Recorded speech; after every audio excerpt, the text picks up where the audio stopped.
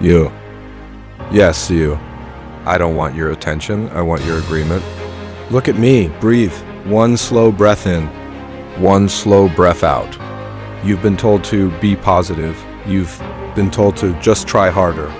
You keep hearing people say, you can do it, as if words alone change anything. But here you are, tired, frustrated, feeling like your life is happening to you instead of for you. This video is not a pep talk. This is a plan. This is a push. This is a map for taking back control of your life. Step by step, moment by moment, starting right now.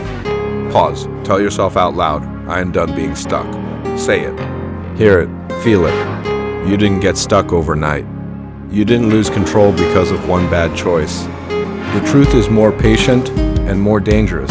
Control leaks away quietly through tiny decisions, small compromises, neglected boundaries, and postponed intentions. Today, we stop the leak. Here's what we will do together. Name the exact places you feel powerless. Build a simple, repeatable routine that gives you momentum. Fire the saboteurs, thoughts, people, habits that steal your agency. Reclaim your time and attention as the non-negotiable currency of your life. Create an immediate plan, not someday, today, to move you forward every day. This isn't fluff. It's practical.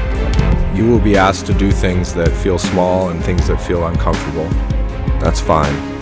Being comfortable did not get you here. Now, get a piece of paper. No phone, no distractions. If you can't pause everything for 3 minutes, then pause the video, do the step, and come back. I'll wait. Exercise, do it now, on the top of the page, right, where I feel out of control. Under it, write the first 3 things that come to mind: work, relationships, money, health, time, emotions. Don't overthink. Quick, write, done? Good, keep the page nearby. We'll use it. Here's the brutal truth. Control is not power over others. Control is power over your attention, choices, and environment. That's where everything starts. When you master those, the rest follows. Before we move on, a brief pause. Close your eyes. Picture one small win you could have in the next 24 hours. Visualize it in detail. Hold it. Now open your eyes. That's your starting point. We'll expand that small win into a daily habit that compounds. You'll feel lighter in a week. You'll feel different in a month. In 6 months, you won't recognize the person who watched this video thinking they had no choice. Remember this line. Repeat after me. I choose. I decide. I act. Say it meaningfully. Now we go deeper. We start with where control is easiest to take back: your mornings, your boundaries, your calendar, and your small, repeatable rituals. Step by step. One thing at a time. Most of your days are decided in the first 60 minutes after you wake. You may have heard that before, but what if you actually design those 60 minutes? Like a CEO designs their day? Start with 3 non-negotiables. Not 10, not be positive. 3, these are small, repeatable actions you can do even when everything else is falling apart. Non-negotiable number 1, wake time plus water. Pick a wake time and follow it 7 days a week for 14 days. No exceptions. When the alarm rings, sit up. Put your feet on the floor. Drink a full glass of water. Hydration resets your system and tells your body the day is starting. Non-negotiable number 2, 5 minutes of movement. Not an hour at the gym, 5 minutes. Jumping jacks, walking, stretching, or simply marching on the spot. Movement wakes the brain. It reduces cortisol and signals to your body, we are active. Non-negotiable number 3, 1 focused 10-minute task. Pick the single most meaningful thing for the day, something that moves you forward. Set a timer for 10 minutes and work on it, no distractions. No checking phone? If 10 minutes is terrifying, start with 5. If 10 is easy, do 20. Do those 3 things every morning for 2 weeks. That alone rewires how your day begins. Pause for a moment. Imagine how it would feel if every day began with a small win. That feeling becomes momentum. Momentum creates identity. Identity changes decisions. Micro habits are tiny but unstoppable. Want to take back control of your health? Start with 2,000 steps. Want to take back control of your career? Start with one focused task for 10 minutes. Want to heal a relationship? Send one honest message or listen for 5 minutes without interrupting. Now, let's make the morning ritual clickable. Here's a script for your voiceover or inner monologue when you wake. Today starts now. I will hydrate. I will move. I will do one thing that matters. Say it, repeat it. Record it on your phone and play it as your alarm. The voice matters. A promise to yourself is a contract. Honor it. If you fail one morning, don't catastrophize. Failures are data points. Analyze, adjust, and try again. The enemy isn't failure, the enemy is giving up because you failed. Micro exercise, do now. Write down 3 non-negotiables for your morning right now. Keep them simple. Example, wake 6:30, drink water, 10 minutes writing. Lock them in. Finally, design an evening routine, the inverse of morning. End your day with a brief review. What did you win? What did you learn?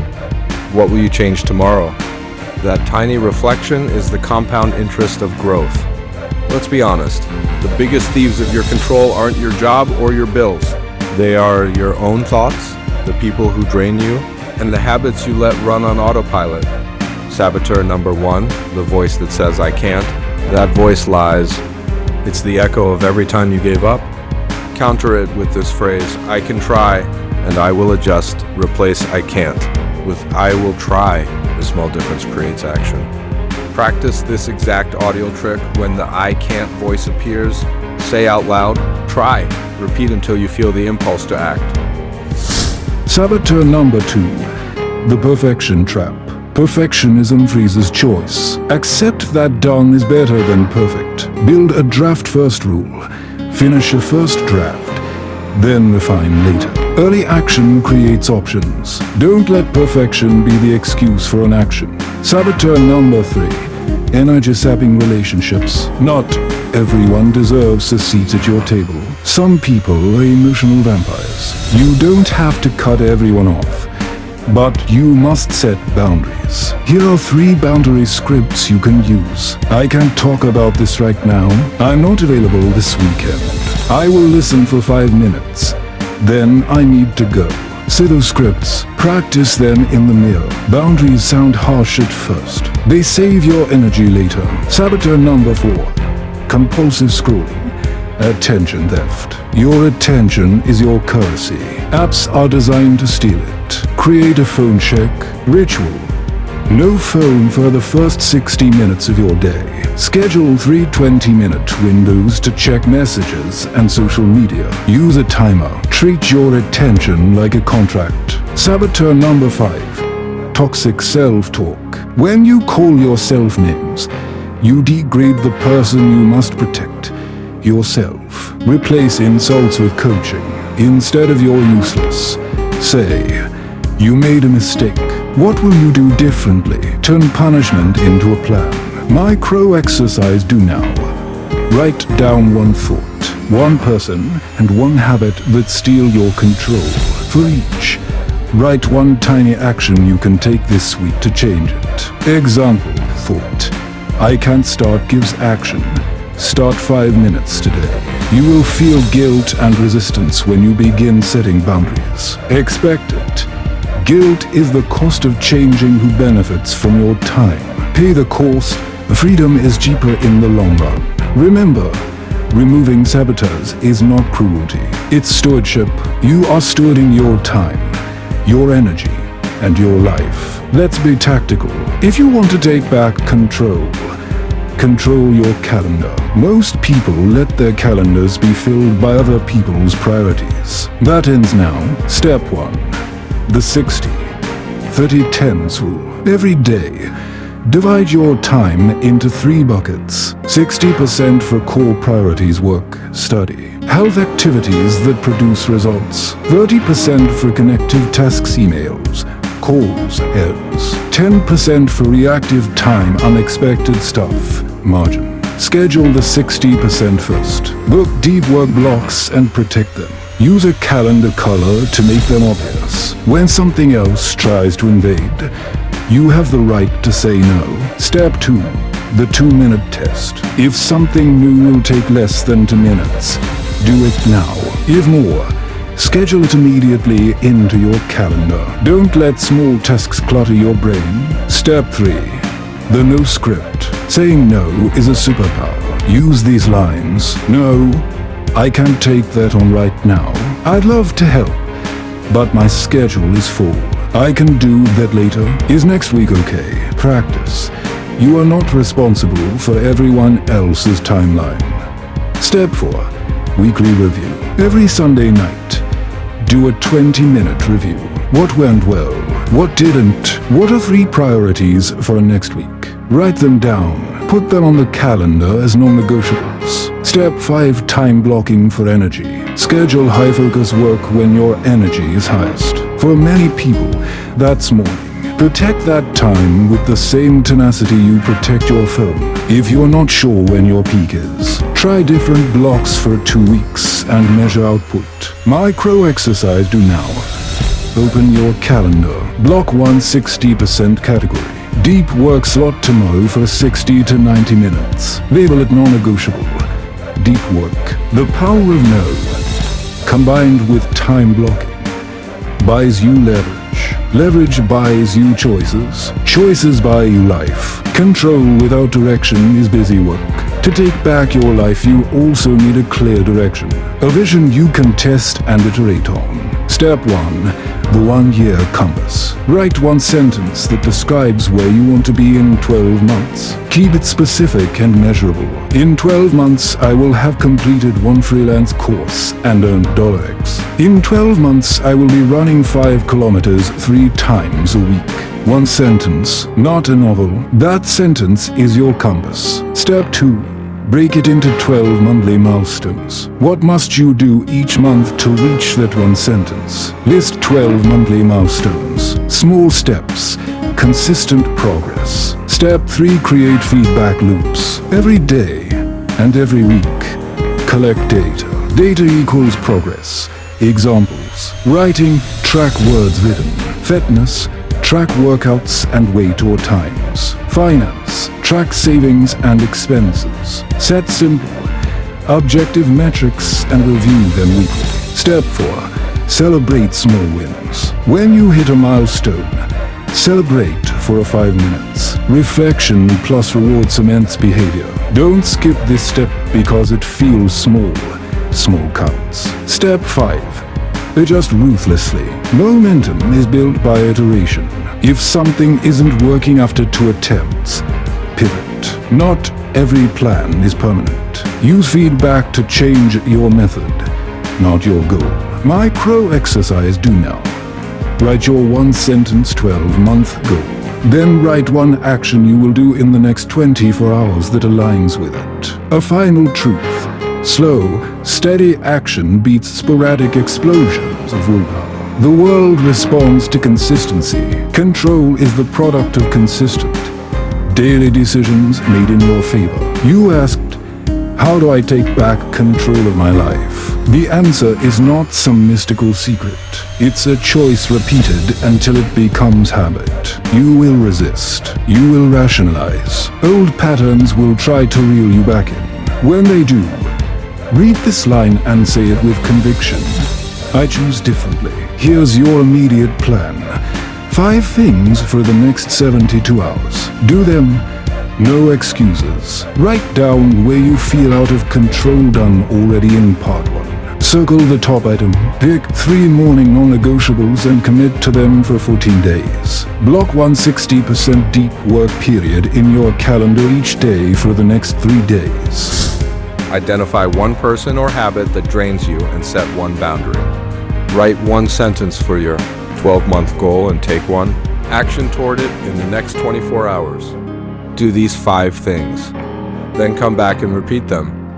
Progress compounds. So does regret. Choose which one you will feed. Remember, control is not about locking everything down.